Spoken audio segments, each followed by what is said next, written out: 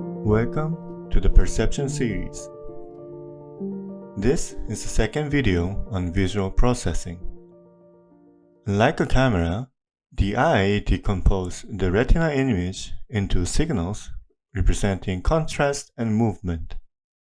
These data are conveyed through the optic nerve to primary visual cortex, which uses this information to analyze the shape of objects. It first identifies the boundaries of the objects, represented by numerous short line segments, each with a specific orientation. The cortex then integrates this information into representation of specific objects, a process referred to as a contour integration. The computation of local orientation is an example of low-level visual processing, which is concerned with identifying local elements of the light structure of the visual field. The contour integration is an example of intermediate-level visual processing, the first step in generating a representation of the unified visual field. At the earliest stages of analysis in the cerebral cortex, these two levels of processing are accomplished together.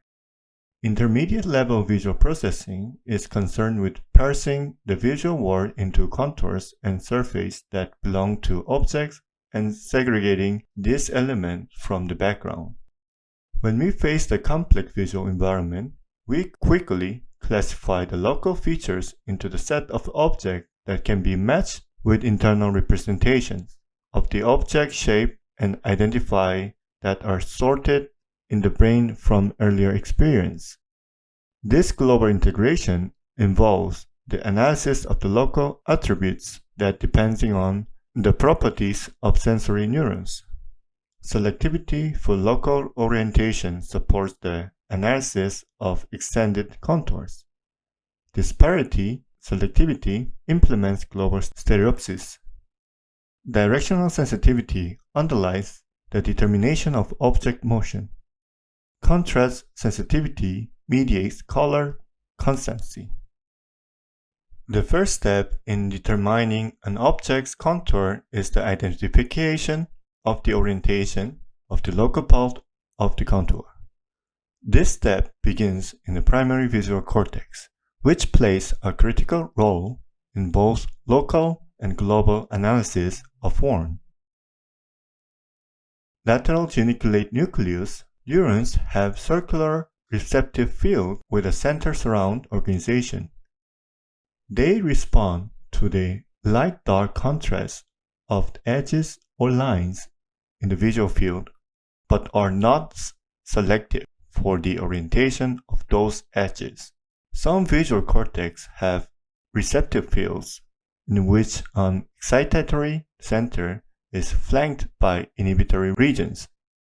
Inhibited regions along the axis of orientation, a property known as end inhibition, restrict neurons' responses to a line of a center length. Because the inhibitory regions are the orientation preference of the center excitatory region, end inhibit cells are selective for line curvature and also respond well to corners. To define a shape of the object as a whole, the visual system must integrate the information on local orientation and curvature into object contours. Depth plays an important role in the perception of the object shape, surface segmentation, and establishing a scene's three-dimensional properties. An important cue of the perception of the depth difference between two eyes' views of the world, which must be computed and reconciled by the brain. The integration of the binocular input begins in the primary visual cortex, the first level at which individual neurons receive signal from both eyes. The balance of the input from the two eyes, a property is known as ocular dominance, varies among cells in V1. In addition, binocular disparity, the visual system also uses many monocular cues to discriminate depth. Depth determination through the monocular cues such as size, perspective, occlusion, brightness, and movement is not difficult. The primary visual cortex determines the direction of the movement of objects. Directional selectivity in neurons involves sequential activation of the region on different sides of the receptive field. For example, 5 presynaptic neurons have different latencies. If an object moving at a constant velocity first encounters a region of the neuron's receptive field with long response latencies and then passes into regions with progressively shorter latencies, signals from throughout the receptive field will arrive at the cell simultaneously and the neuron will fire strongly. That was the basic mechanism. However, in a complex object case, it's different. If one observes a complex shape moving through the small hole, the part of the object's boundary within the aperture appears to move in a direction vertical to the boundary's orientation. One cannot detect a line's true direction of the movement if the line's ends are not visible. An important determinant of perceived direction is scene segmentation, separation of moving element into foreground and background. In a scene when moving objects, segmentation is not based on the local cue of direction. Instead, the perception of the direction depends on scene segmentation. The perception of the motion in the visual field uses a complex algorithm that integrates the bottom-up analysis of the local motion signal with top-down scene segmentation. The visual system attempts to measure the surface characteristics of the objects by comparing the light arriving from different parts of the visual field. As a result, the perception of the brightness and the color is highly depending on the context. This means that perceived brightness and color can be quite different from what is expected from the physical properties of an object, because most neurons respond to the surface boundaries and not to the areas of the uniform brightness. The visual system calculates the brightness of the surface from information that contrasts at the edge of the surface. Intermediate level visual processing requires sharing of the information from throughout the visual field. The interconnections within the primary visual cortex and the relationship of these connections to the functional architecture of this area suggests that they mediate contour integration. Cortical circuit includes the pellux of long-range horizontal connections running parallel to the cortical surface, formed by the axons of the pyramidal neurons. In the visual cortex, these connections mediate interactions between the orientation column of similar specificity. Therefore, integrating information over a large area of the visual cortex represents a great expanse of the visual field. These are all about the feed-forward connection. However, feedback projection of the higher-order cortical areas is an important feature of the cortical connectivity for visual-spatial integration.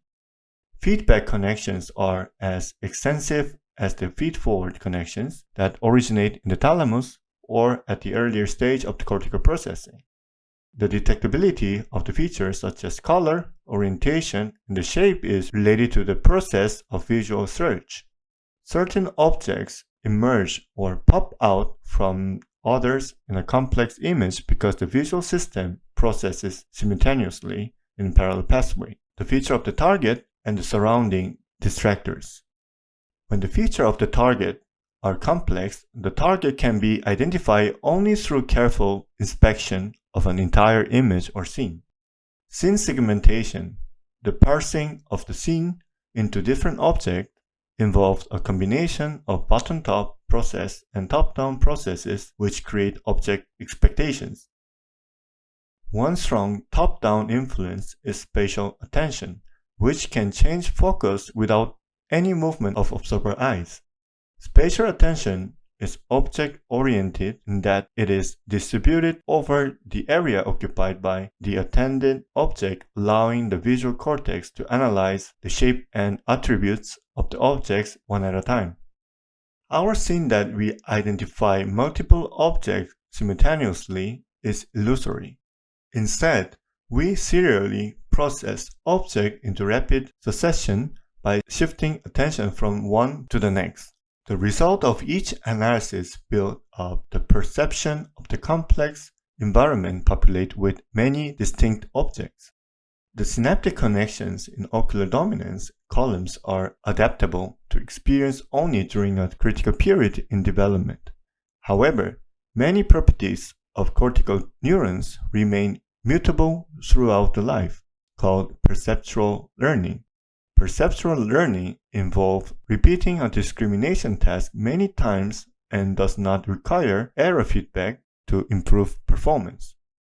Improvement manifests itself as a decrease in the threshold of discriminating small differences in the attributes of the target, the stimulus, or in the ability of detect a target in a complex environment. Several areas of the visual cortex, including the primary visual cortex, participate in perceptual learning. Intermediate level vision is a product of lateral connections between functional columns of the neuron in a cortical area and the convergence of the feed-forward signal with feedback information for high-order areas. Therefore, vision is not simply a feed-forward mechanism that assembles shape in a stage with increasing complexity. The underlying processes are highly dynamic on short time scales. The strategies we use to interpret visual scenes also involve experience-dependent changes in the cortical circuits in which we constantly store information about shape we experience throughout life. Okay, this was the intermediate level processing and visual primitives. Next video will be the high level visual processing, which will be more interesting. See you then.